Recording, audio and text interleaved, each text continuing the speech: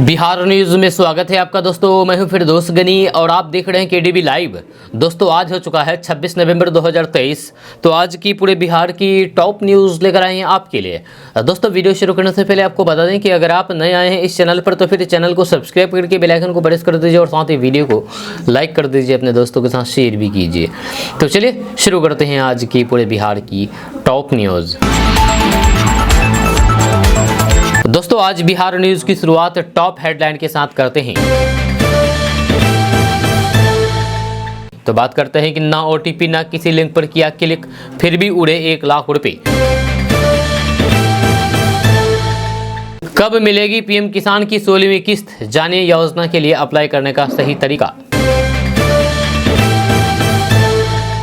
19 साल बाद जन अधिकार पार्टी के राष्ट्रीय अध्यक्ष पप्पू यादव को 1 साल की सजा, क्या है मामला, आगे आपको बताएंगे विस्तार से।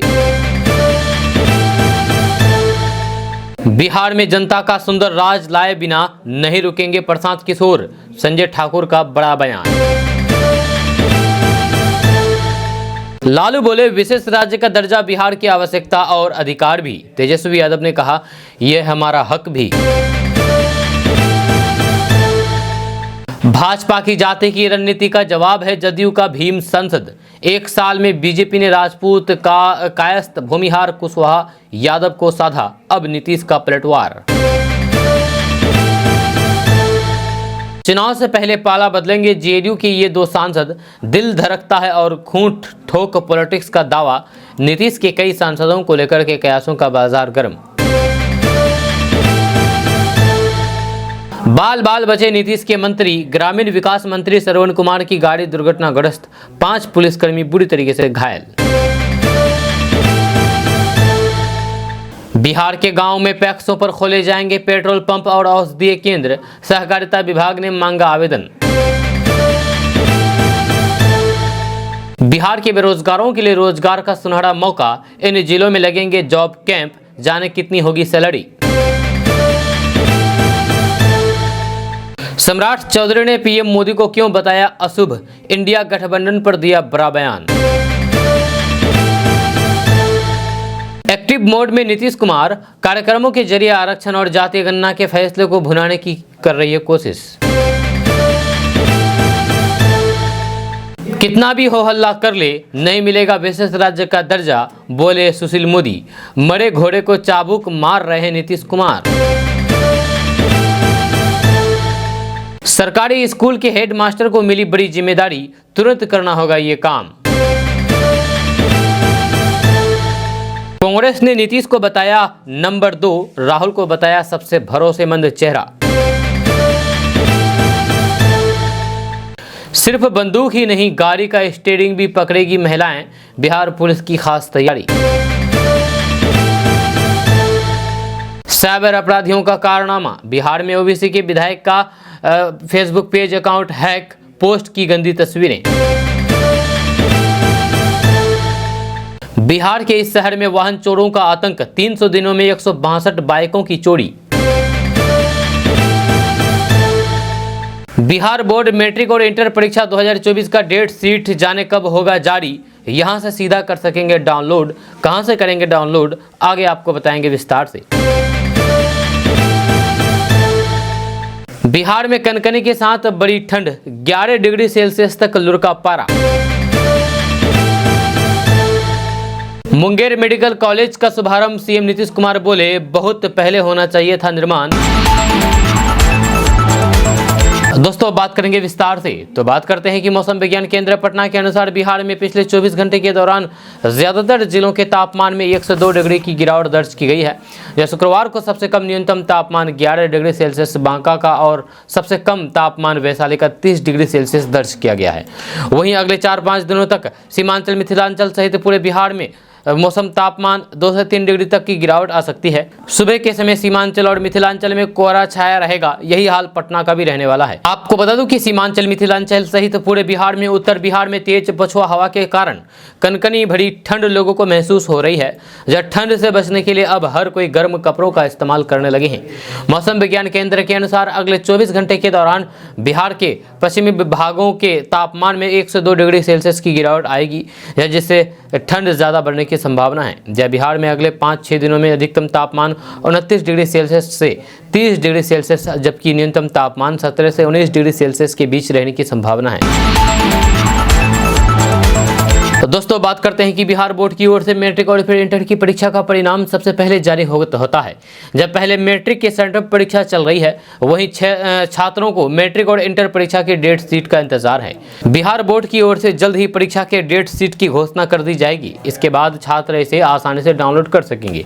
बिहार बोर्ड की ऑफिशियल वेबसाइट www.biharboard.online.bihar.gov.in पर इसे डाउनलोड किया जाएगा। इसके बाद छात्र यहां से इसे आसानी के साथ डाउनलोड कर सकते हैं। आपको बता दें कि डेट शीट में परीक्षा की तारीखों के साथ ही एग्जाम की गाइडलाइन की भी जानकारी शेयर की जाएगी। परीक्षा देने से पहले इसके बारे में जानकारी रखना काफ़ी ज़रूरी है। जहां आधिकारिक वेबसाइट के अलावा छात्र और सोशल मीडिया के माध्यम से भी डेट शीट को डाउनलोड कर सकते हैं।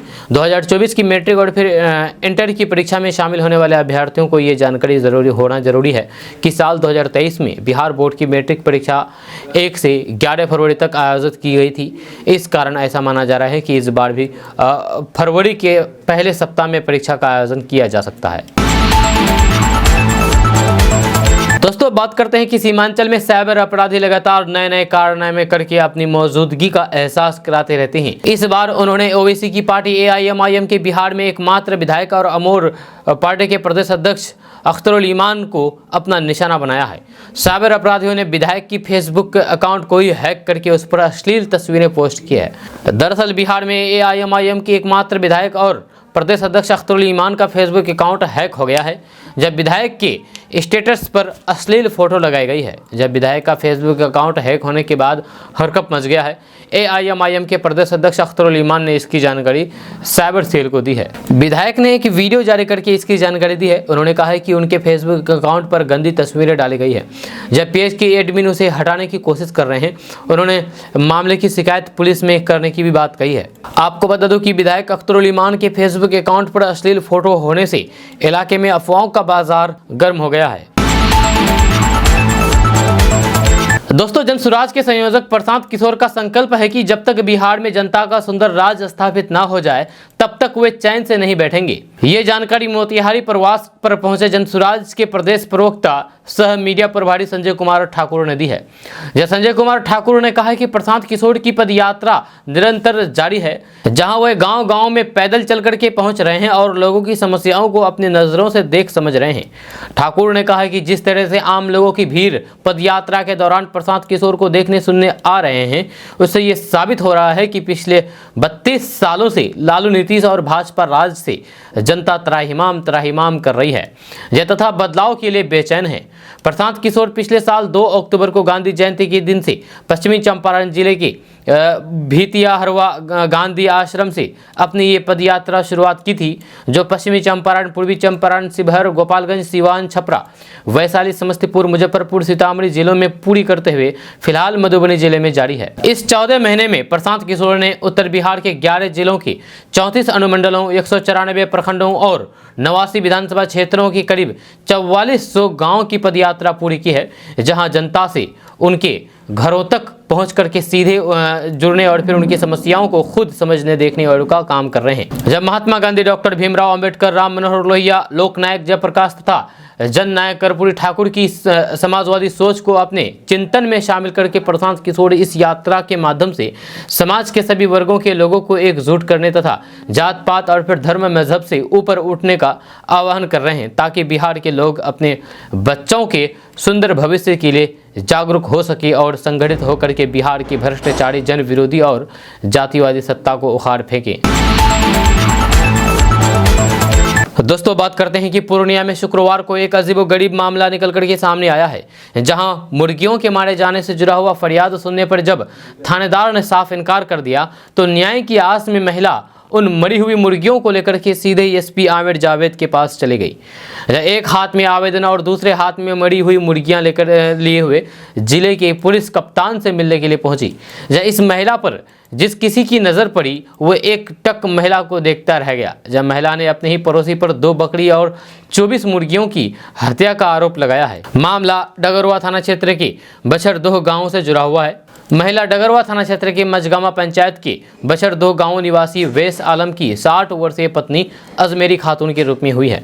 घटना की जानकारी देते हुए पीड़िता अजमेरी खातून ने बताया है कि करीब 12 साल पहले उनके बेटे की भी पीट करके जान ले ली गई थी। जान लेने का आरोप गांव में ही रहने वाले पड़ोसी मोहम्मद नुमान और उसके बेटे मोहम्मद सरफराज के ऊपर लगाया था, जहाँ दोनों से उनका जमीन को लेकर के विवाद चल रहा है। जहाँ इसी को लेकर के दोनों के बीच विवाद चल रहा था। दोस्तों, इन दिनों बिहार के शहर जहरीली हवा की चपेट में है। जहां पश्चिमी चंपारण के बेतिया शहर में लोगों को हाल के दिनों में शरीर में दर्द, आंखों में जलन, सिर में दर्द, एलर्जी जैसी समस्याओं से जूझना पड़ रहा है। जहां ऐसा किसी भी खास दिन या फिर खास समय पर नहीं बल्कि हर दिन हो रही है। जहां इसका मुख्य कारण बढ़ता वायु प्रदूषण बताया जा रहा है।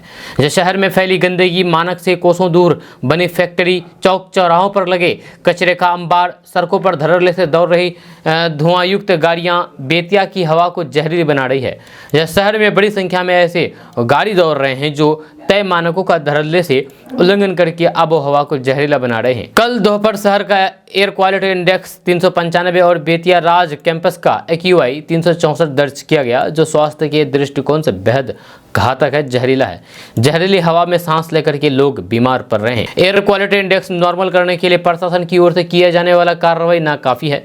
मानक से काफी ज्यादा बड़े एयर क्वालिटी इंडेक्स को नियंत्रित करने के लिए ठोस पहल नहीं हो रही है। नतीजा, लोग जहरीली हवा में सांस लेकर के बीमार पड़ रहे हैं। दोस्तों, महिलाएं हर क्षेत्र में आगे बढ़ रही है। यह खबर बिहार से है, जहां बिहार पुलिस में महिलाएं भी शामिल हो रही है, जो कि हर किसी के लिए प्रेरणा का विषय है। बिहार पुलिस में महिलाएं सिर्फ बंदूक ही नहीं बल्कि गाड़ी की स्टीयरिंग भी पकड़ेगी। दरअसल अब अपराधियों को पकड़ने के लिए सिर्फ पुरुष पुलिस ड्राइवर ही नहीं बल्कि महिला पुलिस ड्राइवर भी पुलिस वाहन चलाकर जाएगी। जहां पुलिस मुख्यालय के ADG जितेंद्र सिंह गंगवार ने जानकारी देते हुए बताया कि 847 ड्राइवर कांस्टेबल रिक्वायरमेंट और इनकी ट्रेनिंग नहीं हो पाई थी। जहां इन सभी की ट्रेनिंग 27 नवंबर 2023 से शुरू होगी। गाड़ी चलाने की ट्रेनिंग सभी महिलाओं को नाथनगर में दी जाएगी। ADG बिहार पुलिस मुख्यालय जितेंद्र सिंह गंगवार ने महिलाओं के इस फैसले का सम्मान करते हुए कहा कि महिलाएं हर क्षेत्र में पुरुषों के बराबर है। जहां संभवतः पहली बार किसी राज्य पुलिस में इतनी बड़ी संख्या में महिलाओं ने भी आवेदन किया है। जानकारी के मुताबिक 847 ड्राइवर कांस्टेबल में 10 महिला पुलिस ड्राइवर भी शामिल है। महिलाओं ने कठिन मानने जाने वाली सेवाओं में अपनी रुचि दिखाई है। जब पुलिस के बड़े वाहनों के ड्राइवर तथा छोटे वाहनों की ड्राइविंग के लिए महिलाओं ने भी अपना योगदान दिया है, जो कि काफ़ी सराहनीय है। आपको बता दें कि सभी महिलाओं को गाड़ी चलाने की ट्रेनिंग नाथनगर में दी जाएगी। दोस्तों, बिहार में नौकरी की तलाश कर रहे शिक्षित बेरोजगारों के लिए अच्छी खबर सामने आ रही है। जब बिहार के विभिन्न जिलों में निजी कंपनियों द्वारा रोजगार मेले आयोजन करके युवाओं को नौकरी दी जा रही है। इस साल कई निजी कंपनियों ने बिहार के कई बेरोजगार युवाओं को नौकरी देकर के उनका भविष्य सुरक्षित किया है। इसी कड़ी में 27 नवंबर को बिहार के सीतामढ़ी में रोजगार मेला का आयोजन किया जाएगा। इस रोजगार मेला में शामिल होकर के लड़का और लड़कियां नौकरी पा सकते हैं, लड़के और लड़कियां रोजगार पा सकते हैं। शिक्षित बेरोजगारों को नौकरी मिले, इसको लेकर के विभाग की तरफ से रोजगार मेला का आयोजन कराया जा रहा है। इस रोजगार शिविर में यानी कि रोजगार मेले में भाग लेने के लिए अभ्यर्थी की योग्यता 10वीं या फिर इससे अधिक होनी चाहिए। यहाँ भर्ती साक्षात्कार के माध्यम से की जाएगी। दोस्तों, बात करेंगे कि आरजेडी प्रमुख लालू प्रसाद यादव ने प्रधानमंत्री नरेंद्र मोदी को लेकर के एक विवादित बयान दिया था। जब कल विवादित बयान दिया था विश्व कप क्रिकेट के फाइनल मुकाबले में टीम इंडिया की ऑस्ट्रेलिया से हुई हार पर लालू प्रसाद यादव ने पीएम मोदी पर तंज कसते हुए कहा कि वे वहां गए थे इसलिए टीम हार गई। अब बीजेपी ने पलटवार किया है, जहां बिहार बीजेपी के अध्यक्ष सम्राट चौधरी ने शुक्रवार को कहा कि हाँ, एकदम अशुभ है। किसके लिए? इंडिया गठबंधन के लिए अशुभ है। पटना में पत्रकारों के साथ बातचीत करने के दौरान सम्राट चौधरी ने कहा कि जब तक नरेंद्र मोदी राजनीति में है तब तक उन लोगों के लिए राजनीतिक तौर पर काल के रूप में खड़े रहेंगे। इससे पहले केंद्रीय गृह राज्य मंत्री नित्यानंद राय ने प्रधानमंत्री नरेंद्र मोदी पर टिप्पणी करते हुए लालू प्रसाद यादव पर जमकर के हमला बोला। उन्होंने कहा कि लालू प्रसाद को प्रधानमंत्री पर की गई टिप्पणी के लिए जनता से माफी मांगनी चाहिए। उन्होंने कहा कि प्रधानमंत्री को अशुभ कहना गरीबों का अपमान है। उन्होंने कहा कि प्रधानमंत्री नरेंद्र मोदी देश की शान है। आज सारी दुनिया में भारत को सम्मान की दृष्टि से देखा जाता है। उनके नेतृत्व में खेल का जो तेजी से विकास हुआ है वे अकल्पित अविश्वसनीय है। आपको बता दें कि फाइनल मुकाबले में भारतीय टीम के हार के बाद पीएम मोदी ड्रेसिंग रूम में पहुंचे थे, जब पीएम मोदी ने रोहित शर्मा और विराट कोहली सहित पूरी टीम को हार से उबरने और फिर भविष्य के लिए खुद को तैयार करने की हिम्मत दी थी। दोस्तों बात करते हैं कि बिहार में रहने वाले लोग अगर बैंक में आपको कोई भी काम है तो फिर आप जल्द से जल्द अपने काम को निपटा लें, क्योंकि दिसंबर और जनवरी महीने में कई दिन बैंक कर्मी हड़ताल पर जाने वाले हैं। खबर के अनुसार all India bank employees association के राष्ट्रीय महासचिव CH वेंकटाचलम के निर्देश पर बैंक कर्मियों ने चरणबद्ध तरीके से हड़ताल पर जाने का फैसला किया है। बैंक के कर्मचारी दिसंबर के साथ साथ जनवरी महीने में भी हड़ताल पर रहेंगे। जहां 4 दिसंबर 2023 को भारतीय state bank, Punjab national bank एवं पंजाब एवं सिंध बैंक के कर्मी हड़ताल पर रहेंगे। जब 5 दिसंबर 2023 को बैंक ऑफ बड़ौदा और बैंक ऑफ इंडिया के कर्मी सामूहिक हड़ताल पर रहेंगे। 6 दिसंबर 2023 को कैनरा बैंक एवं सेंट्रल बैंक ऑफ इंडिया के कर्मी सामूहिक रूप से हड़ताल पर रहेंगे। 7 दिसंबर 2023 को इंडियन बैंक और यूको बैंक के कर्मी सामूहिक रूप से हड़ताल पर रहेंगे। 8 दिसंबर 2023 को यूनियन बैंक ऑफ इंडिया और फिर बैंक ऑफ महाराष्ट्र के कर्मी सामूहिक रूप से हड़ताल पर रहेंगे। 11 दिसंबर 2023 को सभी निजी बैंक के कर्मी सामूहिक रूप से हड़ताल पर रहेंगे।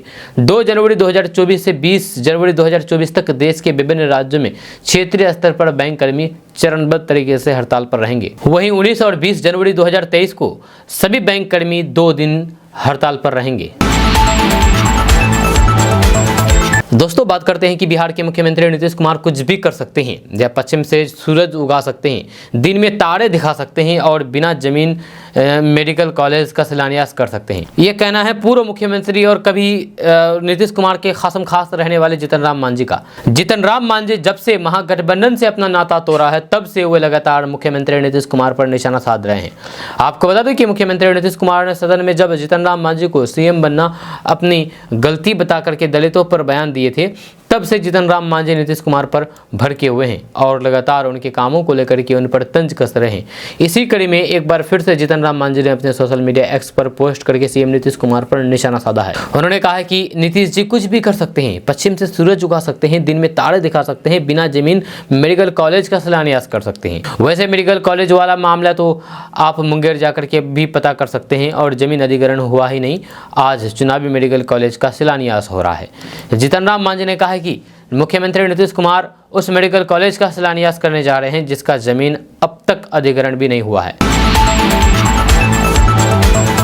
दोस्तों बात करेंगे कि बिहार में शिक्षक भर्ती परीक्षा के नतीजे घोषित होने के बाद टीचरों की नियुक्ति की प्रक्रिया शुरू हो चुकी है। यह नियुक्ति की प्रक्रिया जारी है।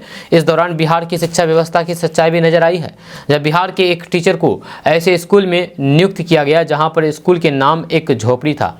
या वहीं ऐसे कई घटनाएं सामने आई है। बिहार के अलग अलग जिलों में शिक्षकों की नियुक्ति होनी है।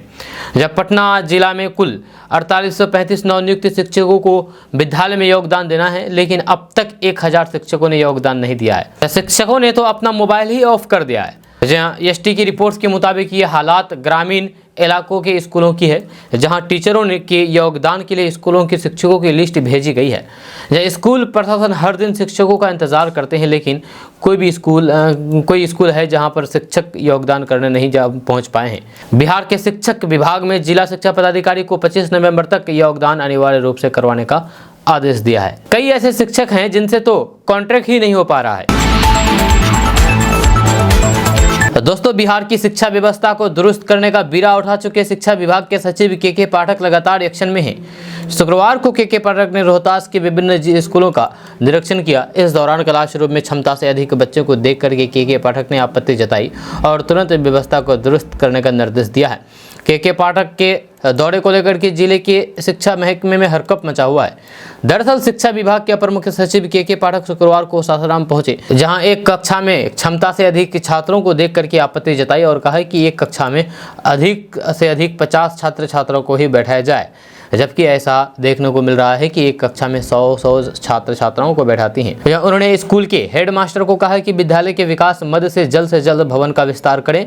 जहां अगर पैसे की कमी है तो फिर विभाग को लिखें, विभाग तुरंत राशि उपलब्ध कराएगा। जहां के पाठक ने शिक्षकों को हिदायत दी है कि उनके प्रयास के बाद स्कूलों में रेगुलर शिक्षक उपस्थित हो रहे हैं, लेकिन ये सिलसिला आगे भी जारी रहना चाहिए। दोस्तों किसी के साथ OTP या किसी लिंक पर क्लिक करने को लेकर के अक्सर मना किया जाता है। इसे लेकर के साइबर पुलिस के अलावा भारतीय रिजर्व बैंक द्वारा भी बार बार सतर्क रहने के लिए कहा जाता है। हालांकि तब क्या करें जब बिना किसी लिंक पर क्लिक किए हुए या फिर फ़ोन में OTP ना आने पर बैंक खाते से पैसे उड़ जाए। जी हाँ, आपके पास ना तो कोई मैसेज आए जिस पर आपने क्लिक किया हो और ना ही आपके डिजिटल पेमेंट ऐप में लाखों रुपए पड़े हो, लेकिन फिर भी डिजिटल वॉलेट से 1 लाख रुपए कट जाए तो फिर क्या किया जाए। शायद आपके लिए ये मामला समझना ही थोड़ा सा मुश्किल हो जाएगा कि कैसे बिना OTP, बिना लिंक या फिर मैसेज के खाते से पैसे निकाले जा सकते हैं। तो फिर आपको जानकारी के लिए आप बता दें कि एक ताज़ा मामला कुछ ऐसा ही हुआ है, ऐसा ही सामने आया है कर्नाटक में। कर्नाटक में एक महिला के डिजिटल वॉलेट से 1 लाख रुपए की चोरी हुई है, लेकिन इससे पहले महिला के पास कोई भी OTP या फिर लिंक नहीं आया। कर्नाटक में 43 वर्षीय महिला के साथ ऑनलाइन धोखाधड़ी का मामला सामने आया। जब पीड़ित महिला का कहना है कि उसके पास ना तो कोई भी लिंक आया और ना ही कोई OTP आया था, लेकिन उसके डिजिटल पेमेंट अकाउंट से पैसे भेजने के बहाने 1 लाख रुपए डिजिटल वॉलेट से उड़ गए। बताया जा रहा है कि महिला के पास एक साइबर बदमाश की कॉल आई थी जिसने खुद को महिला के पिता का दोस्त बताया था। हालांकि ये एक फिशिंग स्कैम था जिसमें महिला को फंसा करके उसके खाते से 1 लाख रुपए उड़ा दिए। महिला का कहना है कि 22 नवंबर बुधवार की शाम को उसके पास 4:45 से 5 बजे के बीच एक कॉल आई जिसने खुद को उसके पिता का दोस्त बताया और फिर अकाउंट से 1 लाख रुपए की चोरी कर ली। वहीं इस मामले को लेकर के शहर के एक वरिष्ठ पुलिस अधिकारी का कहना है कि ऐसे ही कुछ मामले देखने को मिल रहे हैं और फिर ये एक नया साइबर अपराध का चलन लगता है। जानकारी के लिए आपको बता दें कि स्कैमर ने महिला की UPI ID का इस्तेमाल करके फ्रॉड किया है। जब महिला ने बताया है कि उसके पास जब पिता के दोस्त के नाम से कॉल आई तो फिर उसने UPI ID पूछी गई थी, जिसे बताने के बाद उसके फ़ोन पे खाते से 2 बार से में 25-25 हज़ार रुपये कटे और फिर जैसे ही महिला को पता चला तो फिर वह किसी झांसे की शिकार हुई। उसके खाते से 1 लाख रुपये तक अब तक उड़ चुके थे। इस मामले को लेकर के पुलिस ने बदमाश के खाते को फ्रीज करने के लिए बैंक को एक ईमेल भेज दिया है और फिर मामले की जांच की जा रही है। हालांकि ये खबर तो कर्नाटक का है। अब आप सोच रहे होंगे कि आखिर बिहार की खबर में कर्नाटक न्यूज़ क्यों दिया जा रहा है। तो आपको बता दूं कि साइबर अपराध अभी हर जगह हो रहा है पूरे देश में। एक तरीके का नया साइबर अटैक है जहां आप भी इस साइबर अटैक से सुरक्षित रहे, सावधान रहे, नहीं तो फिर आपके साथ भी किसी तरीके की घटना हो सकती है। दोस्तों बात करते हैं कि ठंड का मौसम शुरू होने के साथ ही डेंगू मरीजों की संख्या में लगातार कमी आ रही है। शुक्रवार को पटना और आसपास के इलाके में 38 नए डेंगू के मरीज मिले हैं। जहां इसके साथ ही पटना जिले में डेंगू मरीजों की संख्या 8411 हो गई है, जहां सबसे अधिक पाटलिपुत्र अंचल में 15, जबकि दानापुर में 3, बांकीपुर, अजीमाबाद, कंकरबाग और फतुहा में 2-2 न्यू राजधानी अंचल और फिर पटना सिटी में 1-1 नए डेंगू के मरीज मिले हैं। वहीं पर भागलपुर सदर अस्पताल में शुक्रवार को एलिजा जांच में डेंगू का एक कंफर्म मरीज मिला है। इधर मायागंज अस्पताल में 17 मरीजों का इलाज चल रहा था, जिसमें 4 गंभीर मरीजों को HD वार्ड में शिफ्ट किया गया है। डेंगू के 9 नए संदिग्ध मरीज भर्ती हुए हैं। हाल क्या है दिलों का न पूछो सनम। नीतीश कुमार इन दिनों कुछ इसी तरह कसम कस से गुजर रहे हैं। नीतीश कुमार ने विपक्षी एकता की मुहिम की शुरुआत की है। कई दलों को एक मंच पर ला करके खड़ा कर दिया है। कई बैठकों के बाद इंडिया गठबंधन तक बन गया, लेकिन अभी तक उनके पास कोई भी बड़ी जिम्मेदारी नहीं मिली है। नीतीश कुमार ने खुल करके भले ही कई बार ये कह दिया हो कि उन्हें कुछ नहीं चाहिए, उन्हें कोई मलाल नहीं है, लेकिन अब जब नारा लगता है कि देश का नेता कैसा हो, नीतीश कुमार जैसा हो, तो फिर वे सुनकर चुप रहते हैं। ऐसे में सवाल है कि कहीं नीतीश कुमार इंडिया गठबंधन में छुपा रुस्तम तो नहीं बन बैठे हैं। इतना ही नहीं, बल्कि हाल ही में हुए कई ऐसे काम हैं जिनके जरिए आपको ये संकेत मिल जाएंगे कि नीतीश कुमार उन कामों को अपनी उपलब्धि के रूप में गिना सकते हैं। उनके पास किए गए कामों की ऐसी लंबी लिस्ट है कि 2024 के चुनाव से पहले वे फिर से कुछ बड़ा करने की तैयारी में कर सकते हैं। जी हाँ, हालांकि क्या समीकरण होगा, किसके पास कितनी सीटें जाएगी, ये सियासी पंडित भी नहीं समझ पा रहे हैं। जब वैसे भी राजनीति में कहा जाता है कि यहाँ कुछ भी असंभव है। जब गुरुवार को मुख्यमंत्री नीतीश कुमार राजगीर पहुंचे थे, यहाँ समर्थकों ने नारा लगा दिया है कि देश का नेता कैसा हो, नीतीश कुमार जैसा हो, तो फिर वे सुनकर के चुप रहे। इसके पहले कई बार ऐसा हुआ तो वो मना कर देते थे। इस बार इस तरह का नारा लगाया गया तो नीतीश कुमार मना नहीं किए, बल्कि इसको एंजॉय किए। इसी बात से समझा जा सकता है कि नीतीश कुमार के दिलों में तो कुछ चल रहा है। इसी को लेकर के गाना गाया जाता है कि हाल क्या है दिलों का ना पूछो सनम। दोस्तों बात करते हैं कि जन अधिकार पार्टी के अध्यक्ष राजेश रंजन उर्फ पप्पू यादव एक बार फिर से बड़ी मुसीबत में फंसते हुए दिख रहे हैं। जब पूर्व सांसद पप्पू यादव को पटना की एमपी एमएलए कोर्ट ने 1 साल कैद की सजा सुनाई है।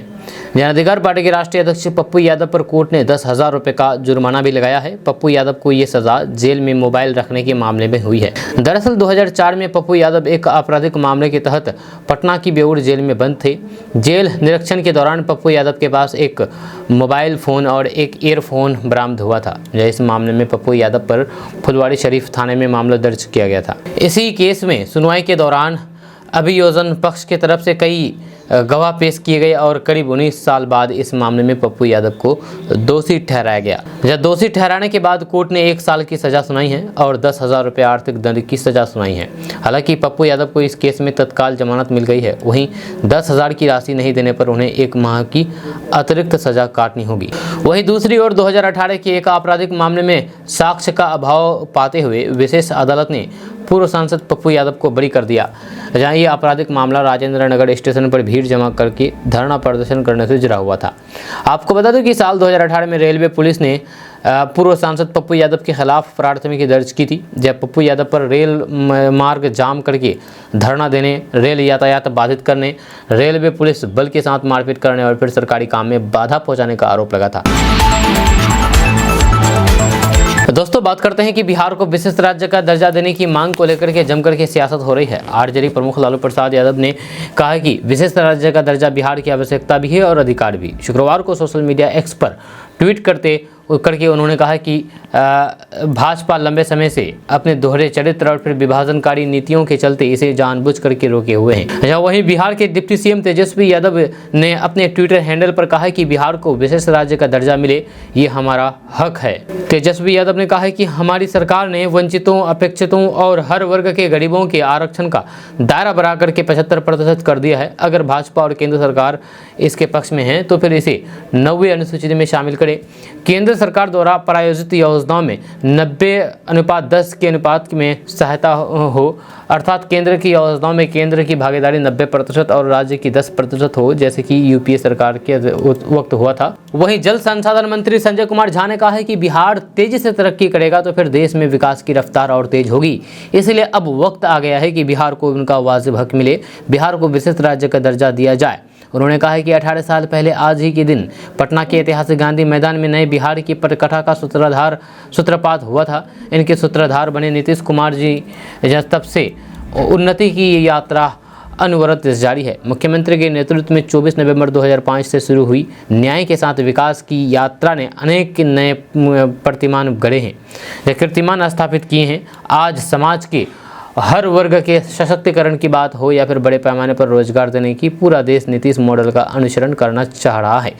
सीमित संसाधनों के बावजूद भी बिहार ने हर क्षेत्र में तरक्की की नई उड़ान भरी है, जब बिहार के हर व्यक्ति तक मूलभूत सुविधाएं पहुंचाई गई है।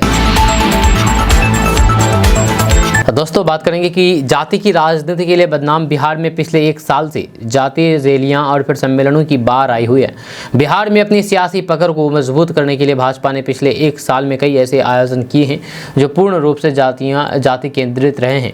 इसमें 23 अप्रैल 2022 को वीर कुंवर सिंह विजयोत्सव समारोह का आयोजन भोजपुर के जगदीशपुर में हुआ। गृह मंत्री अमित शाह की उपस्थिति में यहाँ 77,900 से ज़्यादा तिरंगे एक साथ लेकर के लोग पहुँचे। इसे एक तरह से भाजपा का राजपूत जाति की अपनी ओर जोड़ने का प्लान देखा गया। अक्टूबर 2022 में अमित शाह फिर से लोकनायक जयप्रकाश नारायण की जयंती पर सिताबदियारा आए।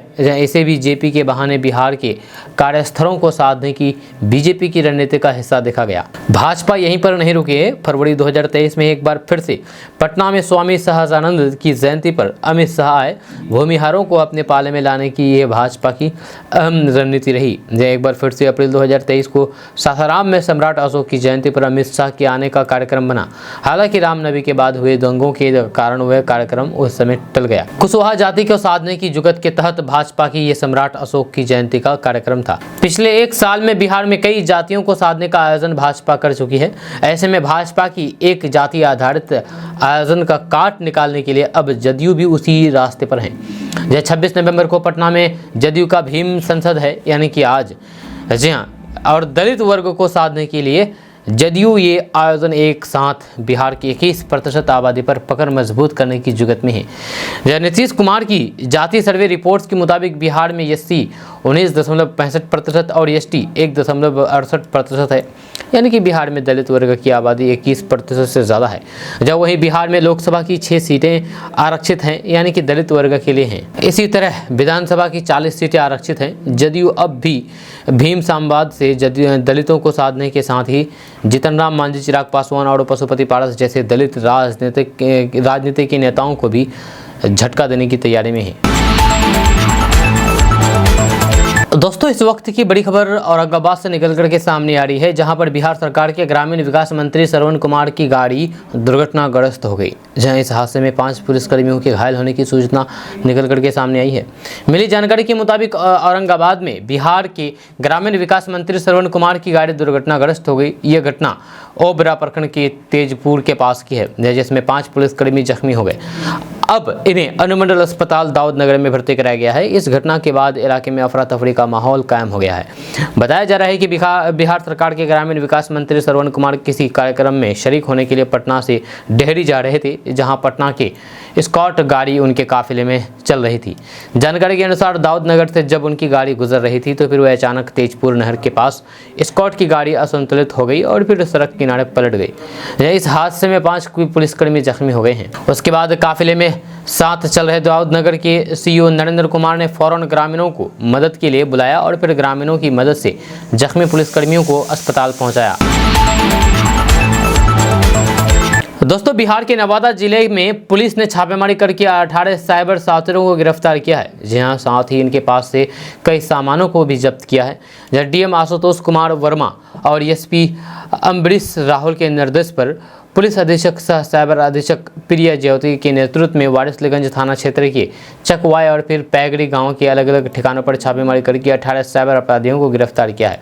जहां उनके पास से ठगी करने वाले विभिन्न दस्तावेज, लैपटॉप समेत कई उपकरण बरामद किए गए हैं। जहां साइबर डीएसपी के नेतृत्व में साइबर इंस्पेक्टर सूर्य विद्यार्थी, वारिसलीगंज सर्किल इंस्पेक्टर संजीव कुमार समेत थानाध्यक्ष के सहयोग से छापेमारी अभियान चलाया गया है।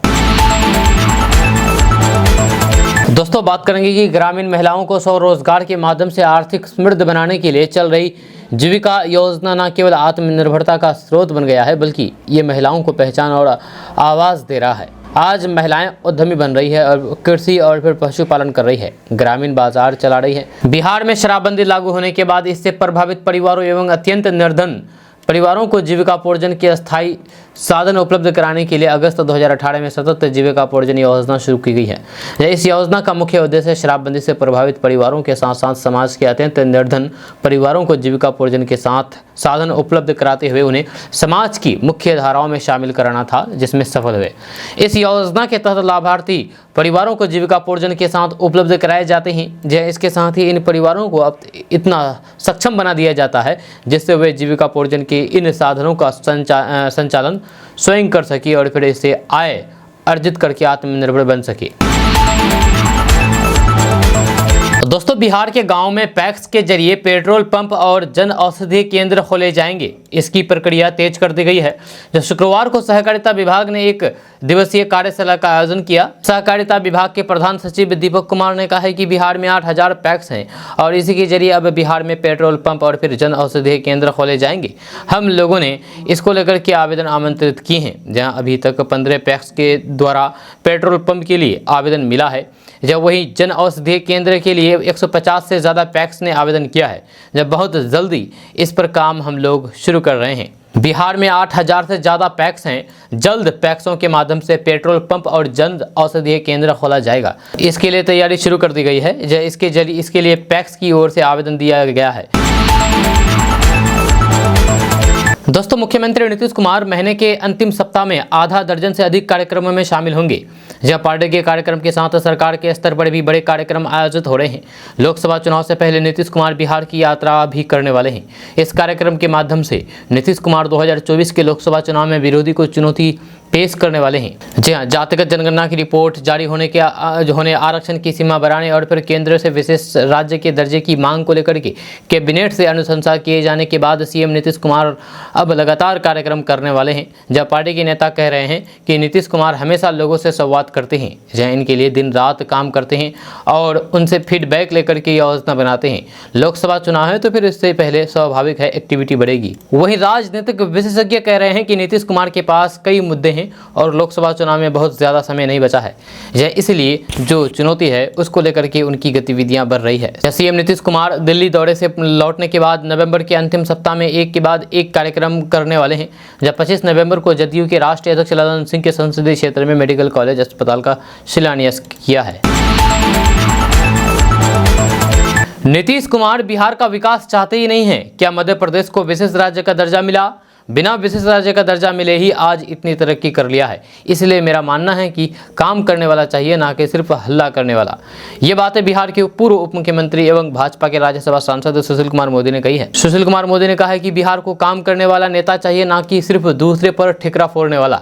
ये केंद्र के माथे पर ठिकरा फोड़ देंगे कि पैसा नहीं दे रहे हैं, ये बहाली करने जा रहे हैं लगातार शिक्षक की, जबकि वेतन के लिए उनके पास पैसे नहीं है। छठ पर्व के दौरान बिहार के नियोजित शिक्षकों को 3 महीने का वेतन नहीं मिला है, इसलिए मैं कहना चाहूंगा कि उनकी झांसे में मत आइए। जैसे ही चुनाव नजदीक आ रहा है वैसे ही विशेष राज्य का दर्जे की वे मांग करना शुरू कर दिए हैं। जैसे 7 साल पहले कहा था विशेष राज्य का दर्जा, उस समय पर वे चुप्पी साधे हुए थे। अब अचानक से इनका विशेष राज्य के दर्जे की याद आ गई है। नीतीश कुमार विशेष राज्य के दर्जे पर मरे घोड़े को चाबुक मार रहे हैं। नीतीश कुमार की सिफारिश पर रघुराम राजन के नेतृत्व में कमेटी बनी। इसी कमेटी ने देश से विशेष राज्य के दर्जा खारिज कर दिया। या तो फिर ये साफ है कि विशेष राज्य का दर्जा नहीं मिलेगा। वहीं तेजस्वी यादव पर भी सवाल उठाते हुए सुशील कुमार मोदी ने कहा है कि पहले उनको अपने माँ से पूछना चाहिए कि जब उनकी माँ यहाँ सीएम थी तब बिहार को विशेष राज्य का दर्जा क्यों नहीं मिला। मैं तो तेजस्वी को यही कहना चाहता हूँ कि आप अपनी माँ से पूछो कि जब वो सीएम थी तो फिर बिहार विशेष राज्य का दर्जा क्यों नहीं दिलाया गया। इतना ही नहीं, लालू प्रसाद केंद्र में मंत्री थे तो फिर उन्हें इसकी कोशिश क्यों नहीं की। अब चुनाव आया तो फिर विशेष राज्य का दर्जा मांगा जा रहा है। विशेष राज्य के दर्जा मर चुके हैं और आप कितना भी धरना प्रदर्शन कर लें कुछ नहीं होने वाला है। दोस्तों आज का न्यूज़ बस यहाँ तक। कैसा लगा आपको नीचे कमेंट बॉक्स में कमेंट करके ज़रूर बताइएगा। अगर आप हमारे चैनल पर नए आए तो फिर चैनल को सब्सक्राइब करके बेल आइकन को प्रेस कर दीजिए और साथ ही वीडियो को लाइक कर दीजिए, अपने दोस्तों के साथ शेयर भी कीजिए। तो चलिए मिलते हैं फिर नेक्स्ट वीडियो के साथ, तब तक के लिए जय हिंद जय बिहार।